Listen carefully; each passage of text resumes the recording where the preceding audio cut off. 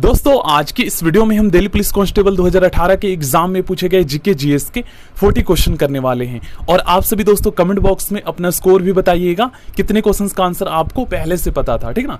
चलिए स्टार्ट करते हैं। और ये सभी क्वेश्चंस काफी ज्यादा इंपॉर्टेंट है, इसलिए प्लीज आप लोग ध्यान से समझिएगा। अगर एक बार आप अच्छे से ध्यान से समझ लेते हैं तो बार बार आपको रटने की जरूरत नहीं होती, क्योंकि गाइस जब आप एग्जाम में क्वेश्चन देखेंगे और ऑप्शन देखेंगे तो तुरंत ही आपको याद आ जाएगा कि हाँ इस क्वेश्चन का आंसर ये होगा, ठीक है ना। चलिए देखिए, फर्स्ट क्वेश्चन काफी ज्यादा इंपॉर्टेंट है और इस क्वेश्चन में पूछा गया है मानव शरीर को रोगों से सुरक्षा कौन दिलाता है। तो इसका सही आंसर होगा दोस्तों डब्ल्यूबीसी, क्योंकि आरबीसी का कार्य क्या है। आरबीसी दोस्तों हमारे शरीर के विभिन्न अंगों में जो है ऑक्सीजन पहुंचाता है और डब्ल्यूबीसी दोस्तों रोग प्रतिरोधक क्षमता उत्पन्न करता है, ठीक है ना। चलिए नेक्स्ट क्वेश्चन करते हैं। मानव शरीर में सबसे लंबी कोशिका कौन है। Most important question. तो इसका सही आंसर होगा दोस्तों तंत्रिका कोशिका, जिसे हम इंग्लिश में न्यूरॉन कहते हैं, ठीक है ना। चलिए थर्ड क्वेश्चन मोस्ट इंपॉर्टेंट है, साइंस से पूछा गया है। प्रकाश को सबसे पहले किसने मापा था। प्रकाश को सबसे पहले दोस्तों रोमर ने मापा था। नेक्स्ट क्वेश्चन, बिरजू महाराज का संबंध किस नृत्य शैली से है। सही आंसर होगा कथक से। नेक्स्ट क्वेश्चन में पूछा गया है भाखड़ा नांगल बांध किस नदी पर स्थित है। इससे रिलेटेड हमने ऑलरेडी किए थे क्वेश्चन। सही आंसर होगा दोस्तों सतलज नदी पर। विश्व का सबसे बड़ा मरुस्थल कौन है। दोस्तों विश्व का सबसे बड़ा मरुस्थल है सहारा रेगिस्तान, ठीक है ना। चलिए राग मियां की मल्हार के प्रतिपादक कौन है। सही आंसर होगा तानसेन। नेक्स्ट क्वेश्चन काफी ज्यादा इंपॉर्टेंट है। देखिए ध्वनि की तीव्रता, ध्वनि की इंटेंसिटी का इकाई क्या है। तो ध्वनि की तीव्रता को दोस्तों हम किस में मापते हैं, डेसिबल में मापते हैं, ठीक है ना।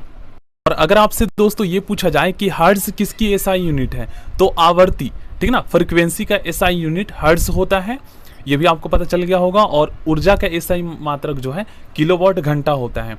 और बल का एसआई मात्रक दोस्तों न्यूटन मीटर पर सेकेंड होता है, ये भी आपको याद होना चाहिए। चलिए नेक्स्ट क्वेश्चन करते हैं। क्वेश्चन नंबर 9 में पूछा गया है किस अम्ल के कारण दूध खट्टा हो जाता है। बहुत ही आसान क्वेश्चन है और आप में से मोस्टली स्टूडेंट को पता होना चाहिए, लैक्टिक अम्ल के कारण। अब दोस्तों दूध में मतलब दूध जब दही बन जाता है तो आखिर दही में ऐसा कौन सा बैक्टीरिया आ जाता है। तो दही में पाए जाने वाले बैक्टीरिया को दोस्तों लैक्टोबैसिलस बैक्टीरिया के नाम से जानते हैं, ये भी आपको पता होना चाहिए।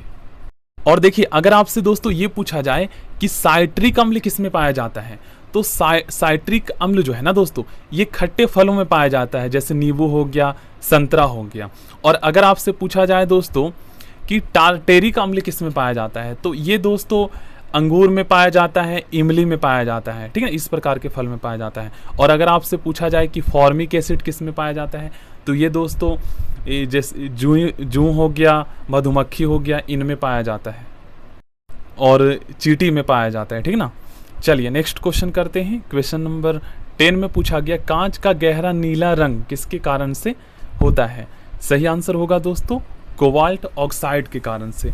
और देखिए जो कुछ भी आप पढ़ रहे हैं ना इसे डीपली पढ़ें और एडवांस लेवल को लेकर पढ़ें, क्योंकि गाइस एग्जाम में तो ये बोला गया है कि 10th लेवल के क्वेश्चन आप मतलब सिलेबस में ये बोला गया है कि 10th लेवल के क्वेश्चन पूछे जाएंगे, लेकिन दोस्तों ग्रेजुएशन लेवल के क्वेश्चन पूछे जाते हैं और बहुत ही डीपली कंपटीशन के हिसाब से। तो आप एडवांस लेवल रखकर चलोगे तभी जो है एग्जाम क्लियर हो पाएगा। चलिए नेक्स्ट क्वेश्चन करते हैं। डेंगू ज्वर किससे होता है। शायद ये क्वेश्चन हमने नहीं किया है। पॉलीथीन का निर्माण किससे होता है। दोस्तों पॉलीथीन का निर्माण जो है ना ये एथिलीन के बहुलीकीकरण के कारण होता है, ठीक ना। 2 बार आप इसको पढ़ लीजिए, इसलिए आपके माइंड में जो है सेट हो जाएगा। चलिए डेंगू ज्वर किससे होता है। तो ये जो डेंगू ज्वर है ये दोस्तों ये विषाणु से होता है। देखिए जीवाणु को तो हम बैक्टीरिया कहते हैं और विषाणु को जो है हम वायरस कहते हैं, समझ लीजिए आप लोग। चलिए नेक्स्ट क्वेश्चन करते हैं। हार्मोन्स किस में नहीं पाए जाते हैं। दोस्तों हार्मोन्स जो है ना ये बैक्टीरिया में नहीं पाए जाते हैं, बाकी इन तीनों में पाए जाते हैं, ठीक ना। मानव में मुख्य नाइट्रोजनी अपशिष्ट वेस्ट क्या है, मतलब वेस्ट है ये। तो इसका सही आंसर होगा दोस्तों यूरिया, ठीक ना। चलिए नेक्स्ट क्वेश्चन करते हैं। भारत में सबसे प्रथम निर्मित सिनेगॉग किस राज्य में स्थित है। तो इसका सही आंसर होगा दोस्तों केरल राज्य में, ठीक है ना, ऑप्शन सी। चलिए नेक्स्ट क्वेश्चन करते हैं। प्रथम गुप्त शासक कौन है। दोस्तों प्रथम जो गुप्त शासक है ना ये श्रीगुप्त है। नेक्स्ट क्वेश्चन, लोहे का शुद्धतम रूप कौन सा है। मतलब यहाँ पर लोहे का प्रकार दिया गया है, तो सबसे शुद्धतम, सबसे कह सकते हैं बेस्ट क्वालिटी का लोहा कौन सा होता है? तो इसका सही आंसर होगा पिटवा लोहा। चलिए, एलिसा परीक्षण किस रोग के लिए किया जाता है, किस रोग की जांच के लिए किया जाता है? तो ये दोस्तों एड्स की जांच के लिए किया जाता है, ठीक है ना, याद कर लीजिएगा। क्वेश्चन नंबर 19 में पूछा गया है, भारत का प्रथम अंग्रेजी समाचार पत्र किसने शुरू किया? दोस्तों, भारत का प्रथम अंग्रेजी समाचार पत्र J.A. हिक्की ने शुरू किया था, ठीक है ना, बहुत ही इंपॉर्टेंट क्वेश्चन है। नेक्स्ट क्वेश्चन, यूरोपीय संघ का मुख्यालय कहाँ पर स्थित है? दोस्तों, यूरोपीय संघ का जो मुख्यालय है ना, ये दोस्तों ब्रुसेल्स में स्थित है, ठीक है ना। चलिए नेक्स्ट क्वेश्चन करते हैं, राष्ट्रीय आय नेशनल इनकम का आकलन कौन करता है? यहाँ पर बहुत सारे इंस्टीट्यूशन का नाम लिखा हुआ है, तो राष्ट्रीय आय का आकलन दोस्तों केंद्रीय सांख्यिकी संगठन, ठीक है ना, सेंट्रल स्टैटिकल इंस्टीट्यूट करता है। चलिए नेक्स्ट क्वेश्चन करते हैं, वास्तुकला का विकास सबसे अधिक किस काल में हुआ? दोस्तों, वास्तुकला का विकास सबसे अधिक कुषाण काल में हुआ, ठीक है ना। चलिए क्वेश्चन नंबर 23, पाकिस्तान का स्वतंत्रता दिवस किस तिथि को मनाया जाता है? आपको पता है एक दिन पहले मनाया जाता है, एक दिन पहले पाकिस्तान आज़ाद हो गया था, ठीक है ना। चलिए क्वेश्चन नंबर 24 करते हैं, अष्टांगिक मार्ग के प्रतिपादक कौन थे?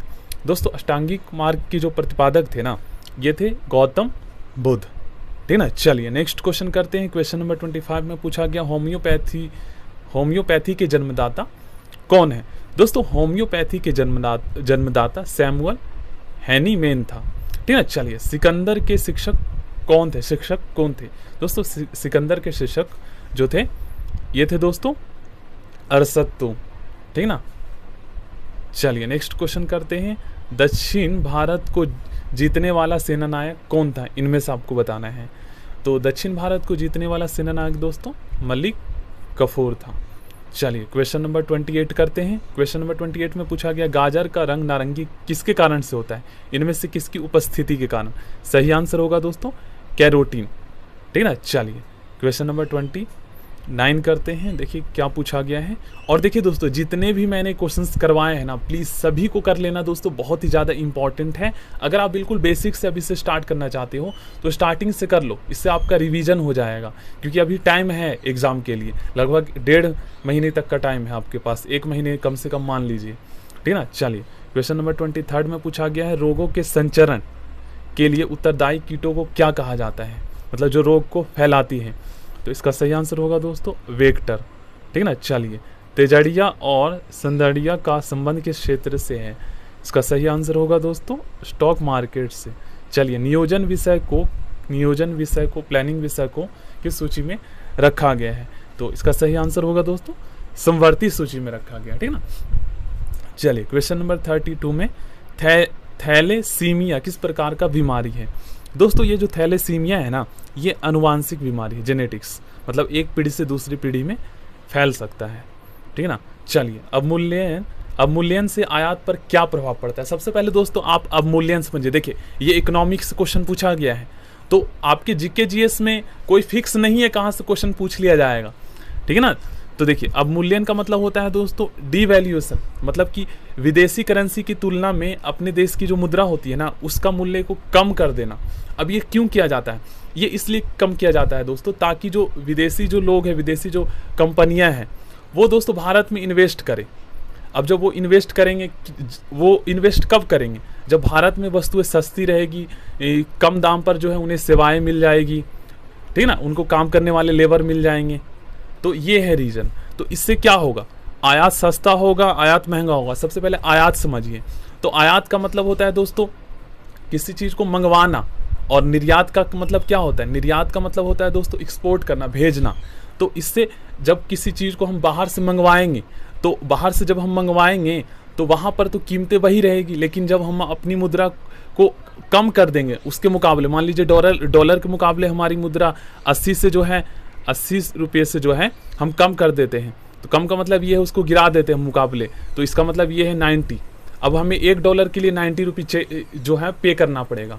तो इससे क्या होगा दोस्तों? आयात जो है ये महंगा हो जाएगा, बाहर विदेशों से वस्तुएं मंगवाना हमारे लिए महंगा हो जाएगा, क्योंकि पहले हम 80 रुपये का मंगवा रहे थे, अब जो हमें 90 रुपये पे करना पड़ेगा $1 के लिए। चलिए क्वेश्चन नंबर 34 करते हैं। पंजाब को किस गवर्नर जनरल के शासनकाल में अंग्रेजी साम्राज्य में मिलाया गया? तो उस समय जो गवर्नर जनरल थे दोस्तों, ये थे डलहौजी, ठीक ना, लॉर्ड डलहौजी। भारतीय संसद में शून्यकाल का चलन कब से शुरू हुआ? दोस्तों भारतीय संसद में शून्यकाल का चलन जो है ये 1962 से शुरू हुआ। अब शून्यकाल क्या होता है दोस्तों? तो ये एक समय होता है जिसमें जो है क्वेश्चन पूछते हैं। चलिए नेक्स्ट क्वेश्चन करते हैं। क्वेश्चन नंबर 36 में पूछा गया है, तुल्यकाली कक्षा की ऊंचाई कितनी किलोमीटर होती है? क्वेश्चन नंबर 36 का सही आंसर होगा दोस्तों 36,000 किलोमीटर। चलिए क्वेश्चन नंबर 37 में पूछा गया है, प्रति व्यक्ति आय पर कैपिटा इनकम की प्राप्ति किस प्रकार से की जाती है? तो प्रति व्यक्ति आय की प्राप्ति दोस्तों राष्ट्रीय आय को जनसंख्या से विभाजित करके प्राप्त की जाती है, ठीक है ना। नेशनल इनकम जितना हुआ है पूरे मतलब देश में उस और कितनी जनसंख्या उससे जो है भाग कर सकते हैं। अभिनव तारा किस प्रकार की तारा है? तो ये जो तारा है दोस्तों ये है मरनासन तारा। ऑप्शन बी इसका सही आंसर होगा। नेक्स्ट क्वेश्चन, सैल चट्टान का रूपांतरण किस में होता है? दोस्तों सैल चट्टान का रूपांतरण जो है ये स्लेट में होता है। नेक्स्ट क्वेश्चन, उष्ण मरुस्थल आमतौर पर किस क्षेत्र में पाया जाता है? तो ये दोस्तों पाया जाता है 23.5 डिग्री अक्षांश पूर्व में, ठीक ना। सो